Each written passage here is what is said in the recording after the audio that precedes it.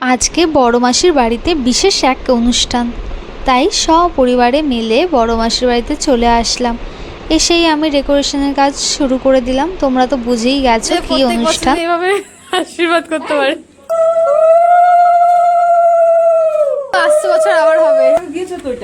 সুরজিৎ দা, তোমাকে কিন্তু 50,000 টাকা দিয়ে আশীর্বাদ করতে হয়, আমাদের কিন্তু এটা নিয়ম আছে। জানতাম না, তাহলে পরের বছর করব। না না না, 50,000 আর বাচ্চা দেখতে হবে 50 লাখ টাকা দিয়ে। ঠিক আছে দিতে হবে, আর কিছু করতে হবে। প্রত্যেক বছর বছর বুড়ি দিকে আমি এইভাবে দেখতে পারো, এটা আশীর্বাদ করো। আশীর্বাদ করলে তো আমি আর থাকতে পারবো না, বাড়ি পালাতে হবে। এরপরেই এক বিশেষ অতিথির আগমন ঘটল। ইনি হচ্ছেন সেই বিশেষ অতিথি, আমার দিদির ভাগনা। প্রচণ্ড কিউট আর খুব লাজুক।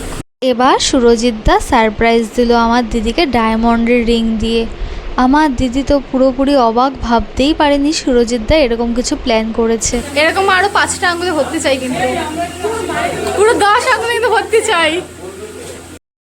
আমি একটু এরকমই উল্টোপাল্টা কমেন্ট সবসময় পাস করতেই থাকি, আর তোমাদের সাথে একটু শেয়ার করে দিলাম আমার দিদির ডায়মন্ডের রিংটা কেমন হয়েছে, তোমরাও একটু জানিও। আর বড় মাসি এদিকে সোনার কানের দুল দিয়ে আশীর্বাদ করলো।